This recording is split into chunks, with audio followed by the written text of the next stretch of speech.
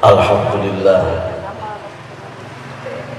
alladzi arsala rasulahu bil huda wa dinil haqq liyudhhirahu 'ala dini kullih wa kafa billahi shahida. Asyhadu an la ilaha illallah wahdahu la syarikalah wa asyhadu anna Muhammadan abduhu wa rasuluh. Qala Rasulullah sallallahu alaihi wasallam, qad ja'akum Ramadan syahrun mubarakun iftaradallahu alaikum siyamahu tuftahu fihi abwabul jannah wa tughlaqu fihi abwabul jahim wa tughallu fihi syayatin fihi lailatun khairun min alfi syahrin man khulima khairaha faqad khulima. Rawahu Ahmad. Ikhwatu iman, alhamdulillah di pagi yang cerah ini mudah-mudahan secerah hati kita Bu ya, walaupun tidak piknik. Alhamdulillah kita masih semangat untuk mengkaji ayat-ayat Allah dan sunnah Rasulullah SAW. Mudah-mudahan Allah menurunkan kepada kita sakinah. Apa Bu? Sakinah. Ya, kata teman saya mas, sakinah teh senajan aki-aki ngeunah, bukan itu. Salah kaprah. Ketenangan batin, Bu ya. Itu yang kita kejar. Bukan kesenangan tapi sakinah, ketenangan. Senajan boga duit. Mudah-mudahan kita menurunkan sakinah. Ini ada request Ustaz, hukum tentang koperasi ini sering yang bertanya. Saya sampaikan di sini ya. Bu, koperasi itu pada dasarnya prinsipnya adalah usaha anggota, usaha bersama anggota. Baik Bu secara prinsipnya, karena koperasi itu sifatnya adalah gotong royong, tolong menolong. Tetapi tidak sekedar semangat itu, tetapi hukumnya melihat fi'lunya, prakteknya. Nah selama ini koperasi di kita itu, terutama koperasi yang simpan pinjam, masih menggunakan sistem bunga, itu saja masalahnya.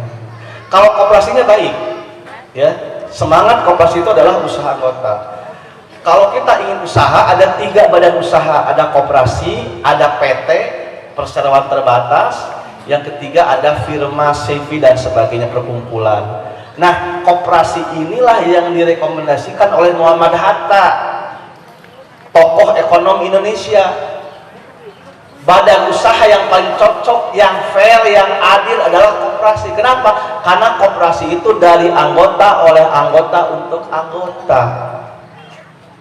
Tidak ada masalah, koperasi itu baik. Tetapi ketika ada simpan pinjam, kalau nyimpannya, tabungannya nggak ada masalah, baik ya, wadiah akadnya.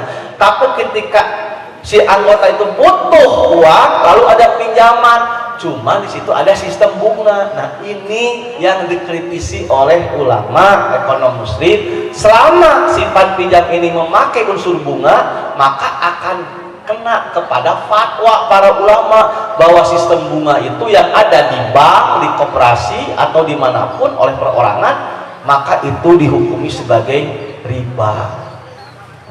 Lalu ada yang membela, Ustaz, kan walaupun pakai bunga di koperasi, kan keuntungannya dibagikan lewat SHU. Iya memang, koperasi itu keuntungannya itu dibagikan kepada anggota dan pengurus sesuai dengan porsinya, tabungannya dan keaktifan menjadi anggota, jual dan belinya. Semakin dia aktif jadi anggota, maka SHU-nya tinggi, aktif menabung, aktif bertransaksi.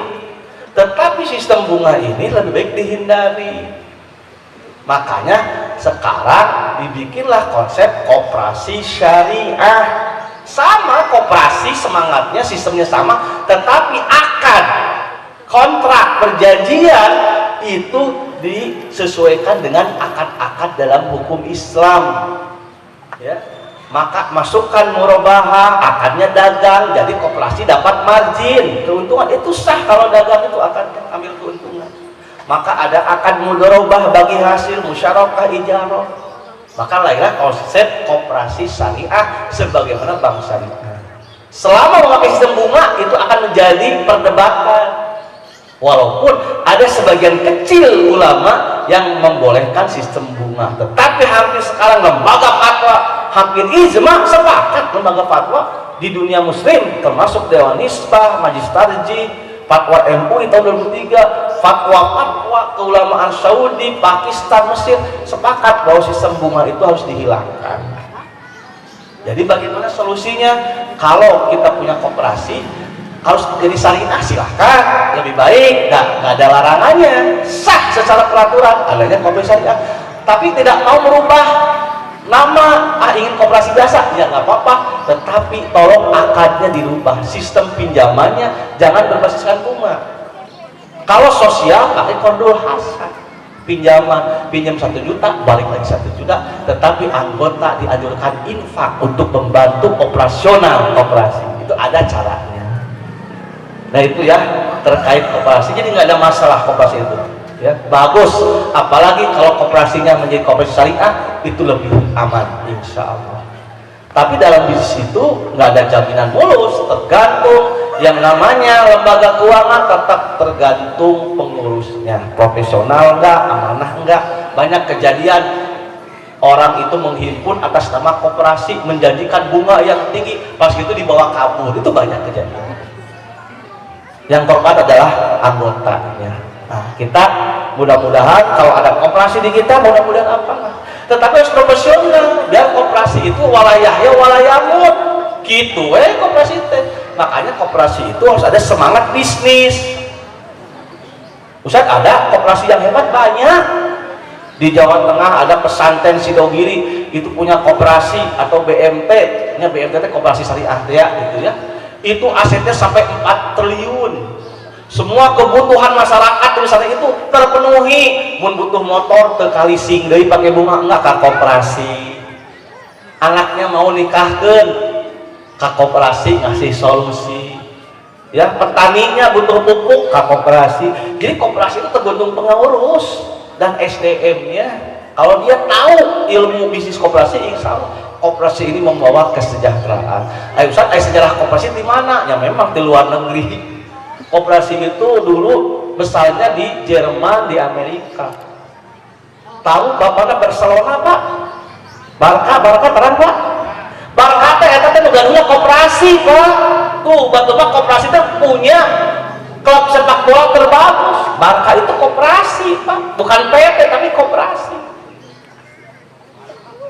Nah kita mungkin harus ada gerakan ya, ekonomi berbasiskan keumatan, yaitu koperasi. Beda dengan PT. Kalau PT itu cenderung kapitalis, yang menguasai semua ekonomi adalah PT. PT itu sistemnya saham.